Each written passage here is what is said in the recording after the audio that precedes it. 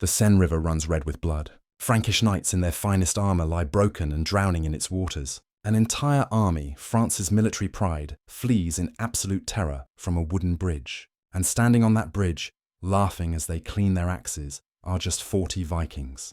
This isn't fantasy. This isn't an exaggeration. This is exactly what happened at Pondelar in 885 AD. By sunset, half of France's army would be dead or drowning in the Sen River. The survivors would flee in absolute terror, spreading tales of Viking demons who couldn't be killed.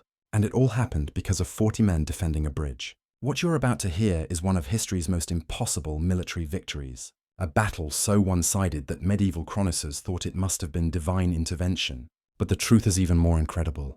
So, if you're ready to discover how 40 warriors brought an empire to its knees, let's dive into one of the most insane battles ever fought. And before we charge into battle, if you're fascinated by these incredible moments in history, where the impossible became reality, make sure to subscribe and hit that notification bell, because trust me, the battles we cover only get more unbelievable from here. In the late 9th century, the Frankish Empire was supposedly the most powerful Christian kingdom in Europe. But they had one massive problem: the Vikings. These Northmen had been raiding French territories for decades. They didn't just steal and leave anymore. They were setting up permanent bases along French rivers. The Sen River had basically become a Viking highway straight into the heart of France. By November 885, a massive Viking force of 700 ships and approximately 30,000 warriors had laid siege to Paris itself. Led by the legendary Chief Roe, yes, the same R who would later become the first Duke of Normandy. These weren't just raiders anymore. This was a full invasion force. Paris was holding on by a thread. The city's defender, Count Odo, had maybe 200 men total defending the entire city. The Vikings had tried everything: assault towers, battering rams, even attempting to fill the Sen River with debris to march across. But Paris wouldn't fall, not yet. Here's where our story gets interesting. The Vikings needed supplies. Besieging a city for months requires food, weapons, and materials. So, they sent raiding parties into the countryside to gather resources and terrorize the local population into submission. One of these strategic positions was the bridge at Pondelar, about 100 kilometers northwest of Paris. This wasn't just any bridge. Pont controlled the crossing of the Sen River at a crucial point. Whoever controlled this bridge controlled the movement of armies and supplies throughout the region. The Vikings had taken it early in their campaign and stationed 40 of their most experienced warriors to hold it.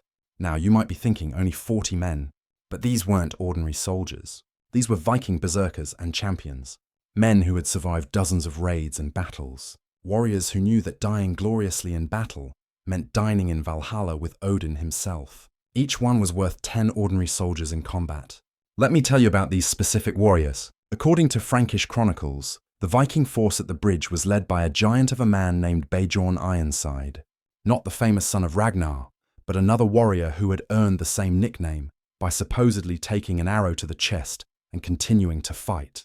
His second in command was known only as the Raven, a berserker who painted his face with ash and blood before battle and was said to feel no pain when the battle fury took him. Now let's talk about what berserkers really were, because Hollywood gets this completely wrong. The word berserk comes from bear shirt. These warriors wore bear or wolf pelts into battle and fought in what witnesses described as an inhuman fury.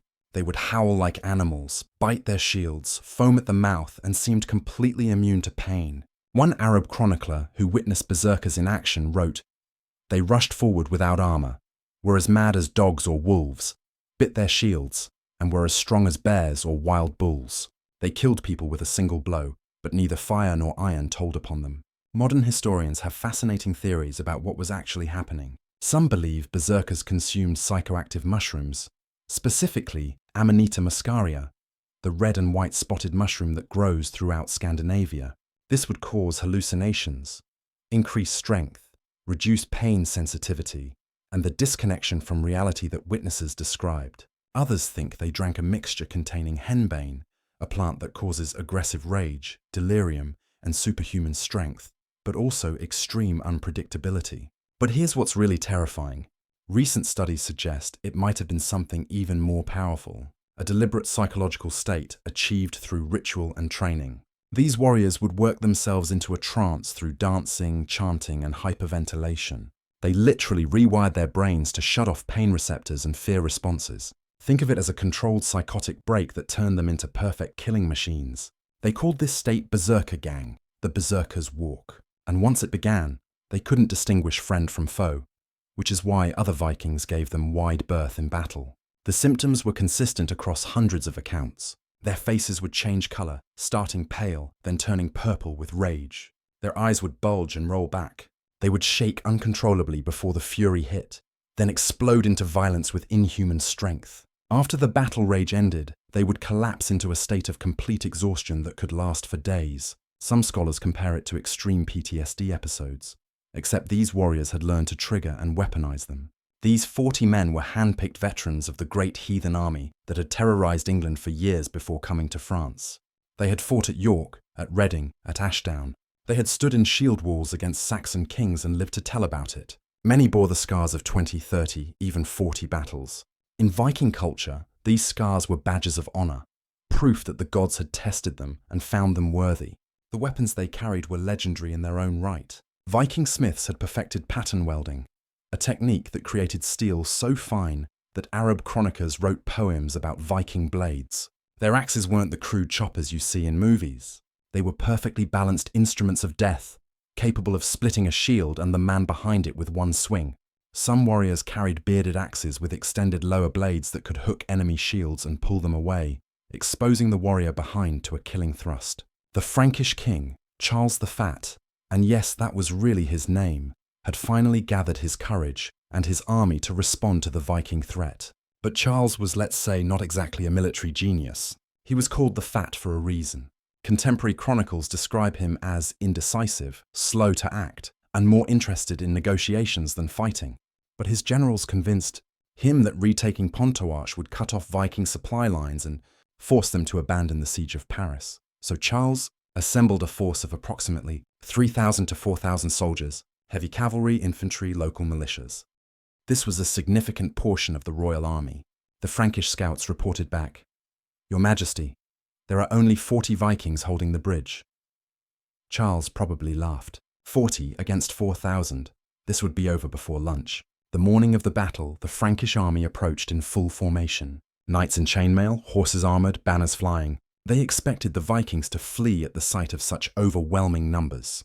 But the 40 Vikings did something unexpected. They formed a shield wall at the narrow entrance to the bridge and started banging their weapons against their shields, chanting war songs. They were inviting the attack. The bridge at Pondelar was maybe 4 meters wide. That's it, wide enough for a cart to pass, but narrow enough that only a few men could fight side by side. The Franks couldn't use their numerical advantage.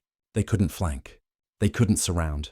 They had to come straight on, few at a time, into the waiting axes of the Vikings. The first Frankish charge was led by mounted knights, the elite of medieval warfare.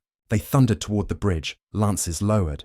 But horses won't charge into a wall of spears and axes. The Vikings had planted their long spears in the ground, creating a forest of points. The horses balked, reared, threw their riders. Those knights who managed to dismount and attack on foot met Viking axes head-on. Here's something people don't understand about Viking combat. These men trained from childhood. A Viking warrior could swing his battle axe for hours without tiring. They wore lighter armor than the Frankish knights, making them faster and more agile. And they fought with a psychological advantage. They wanted to die gloriously. The Franks wanted to go home to their families. The first knight to reach the Viking shield wall was Sergom of Tor, a veteran of countless battles against the Breton. Witnesses say he lasted exactly 3 sword strokes before a Viking axe took his head clean off. His head rolled back down the bridge approach, still wearing its expensive helmet, and came to rest at the feet of the next wave of attackers. The psychological impact was immediate and devastating. The Viking fighting technique at the bridge was a thing of brutal beauty. They fought in pairs, one man with a shield and sword, protecting a second man with a 2-handed axe. The shield-bearer would block and deflect attacks while the axeman delivered crushing blows. When one pair tired, they would step back and another pair would seamlessly take their place. This wasn't individual combat. It was a choreographed dance of death that they had practiced for years. Then, about an hour into the battle, something happened that would haunt Frankish survivors for the rest of their lives. 3 of the Viking berserkers entered their battle fury simultaneously. Witnesses described what happened next as something out of a nightmare. These 3 warriors threw off their armor and charged forward off the bridge into the mass of Frankish soldiers. They moved so fast and struck so hard that they carved a bloody path 20 minutes into the Frankish ranks before the stunned soldiers could react. One berserker, covered in so much blood he looked like he'd been painted red, was seen lifting a fully armoured knight above his head and throwing him into the river. Another took 5 spear thrusts to his body and kept fighting, laughing as he pulled the spears out and used them against his attackers. The third bit through a Frankish soldier's throat like a wolf. The man's screams turned to gurgles as the berserker spit out chunks of flesh and moved to his next victim. These 3 men killed dozens before finally being brought down. And even then, the Franks had to literally hack them to pieces because they wouldn't stop fighting even with mortal wounds. The bridge became a meat grinder. As Frankish soldiers pressed forward, they had to climb over the bodies of their fallen comrades. The wooden planks became slick with blood. Men slipped, fell, and were cut down before they could stand. The Vikings rotated their front line, keeping fresh fighters at the shield wall, while wounded warriors bound their wounds and returned to fight. After the first hour, the Frankish dead were piling up so high they formed a barrier. The Vikings would pull bodies aside just enough to create killing gaps, then slam their axes into anyone who tried to climb through. One Frankish chronicle describes a Viking warrior who killed over 20 men himself, his axe never stopping its deadly arc. The Frankish generals tried different tactics. They brought archers, but the Viking shields were thick oak, and the narrow bridge meant arrows came from predictable angles. They tried to set the bridge on fire, but the Vikings had soaked the timbers with river water in preparation. Every tactic failed against the simple reality. You could only attack a few men at a time, and those few men were the best warriors in Europe. Around midday, something extraordinary happened. The Vikings began to sing. Not war chants, but actual songs. Ballads about heroes crossing the rainbow bridge to Valhalla. About Odin's ravens feeding on the bodies of the slain. About the glory that awaited warriors who died with weapons in their hands. The singing could be heard over the clash of weapons and the screams of the dying. To the increasingly demoralized Frankish troops, it seemed like the Vikings were celebrating at their own funeral and enjoying it. One young Frankish soldier, barely 16 years old, later told monks that he saw a Viking take 3 crossbow bolts to the chest and keep fighting.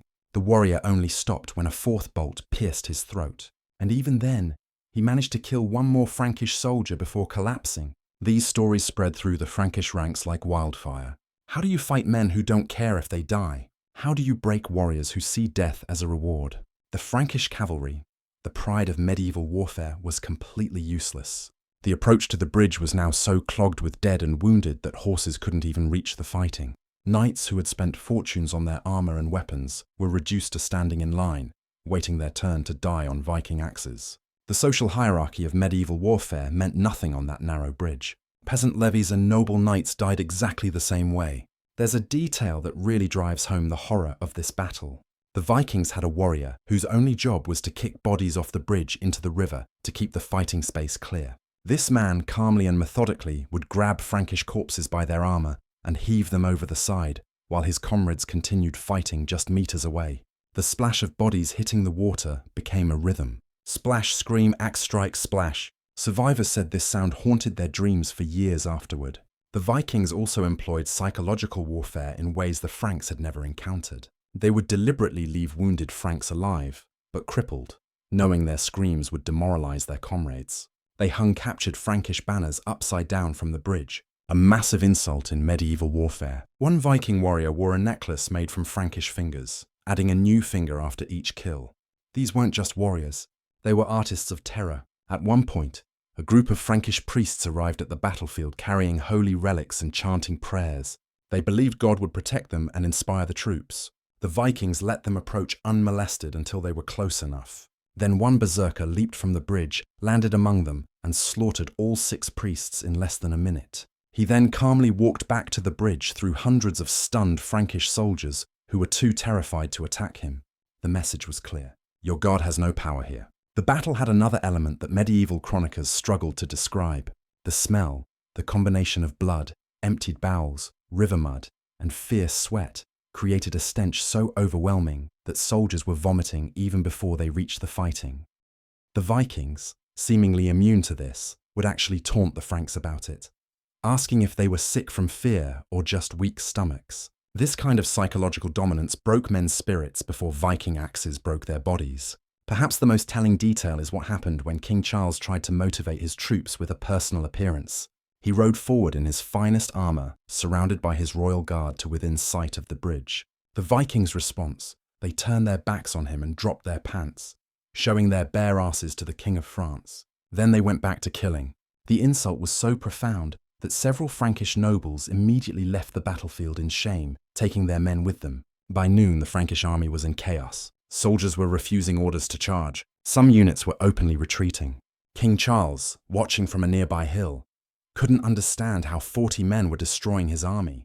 Then something happened that turned defeat into complete catastrophe. A rumor spread through the Frankish ranks, probably started by fleeing soldiers trying to justify their cowardice. They said the Vikings couldn't be killed, that they were demons or trolls in human form, that their axes were cursed by pagan gods. Panic spread like wildfire. Suddenly, it wasn't an orderly retreat, but a complete rout. Here's where it gets really bad for the Franks. In their panic to escape, hundreds of soldiers tried to ford the Sen River, rather than wait to cross at safer points. But the sand in late 885 was cold, fast, and swollen with autumn rains. Knights in heavy chainmail sank like stones. Horses panicked and drowned with their riders. More Franks died in the river than on the bridge itself. The Vikings, seeing the rout, didn't even pursue. They stood on their bridge covered in blood, surrounded by mountains of Frankish dead, and sang victory songs. They had won so completely that chasing the fleeing enemy would have been beneath them. But here's a detail that most histories leave out. As the Franks fled, the Vikings performed a ritual that terrified the survivors even more. They began dedicating the dead to Odin, marking bodies with runes and hanging weapons from trees as offerings to their gods. To the Christian Franks, this seemed like devil worship. Survivors would later claim they saw ravens descending from nowhere to feed on the dead. Odin's own birds come to claim the sacrifice. The Vikings also did something that demonstrated their complete confidence and contempt for their enemies. They sent one man, a single warrior, to the Frankish camp with a message. This warrior walked alone through thousands of demoralized French soldiers, delivered his message to King Charles himself, and walked back unharmed. No one dared touch him. The message was simple: the bridge remains ours. Send more men if you have them to spare. The numbers are staggering. Historical accounts vary, but most agree that between 1,500 and 2,000 Frankish soldiers died that day, either on the bridge or drowning in the Seine. That's half of the attacking army. The Vikings lost between 5 and 8 men. Let me repeat that. 40 Vikings killed or caused the deaths of up to 2,000 professional soldiers while losing maybe 8 of their own. King Charles the Fat's response to this disaster: he didn't try to retake the bridge. He didn't rally his forces for another attempt. Instead, he paid the Vikings 700 lobby of silver to leave Paris alone. That's right. After losing half his army, he paid the Vikings to go away. They took the silver and raided other parts of France instead. The political consequences were devastating. The Frankish nobility lost all respect for Charles the Fat. Within 2 years, he would be deposed and the Carolingian Empire would effectively end. The Vikings, emboldened by their victory, would continue raiding France for decades. Roe, the Viking leader, would eventually be given Normandy by the French king just to stop him from raiding. His descendant, William the Conqueror, would invade England in 1066, changing history forever. But think about what this battle really means. 40 men changed the course of European history. They proved that courage, skill, and tactical advantage could overcome seemingly impossible odds. They showed that numbers mean nothing if you can't bring them to bear, and they demonstrated the psychological power of warriors who genuinely don't fear death. The bridge at Pontar still exists today, rebuilt many times of course, but local legends say that on foggy mornings you can still hear the clash of axes on shields and the death cries of Frankish knights. Whether that's true or not, one thing is certain. On that day in 885 AD, 40 Vikings proved that sometimes the impossible is exactly what happens. The lesson here isn't just about military tactics or Viking ferocity. It's about how the right people in the right place with the right mindset can overcome any odds. Those 40 Vikings weren't superhuman. They were just men who knew their advantages, stood their ground, and didn't give up. They transformed legend into reality, psychology into a weapon, and geography into a strategy. Thus, 40 Vikings altered the path of European history by destroying half of France's army. For all that, they had a bridge,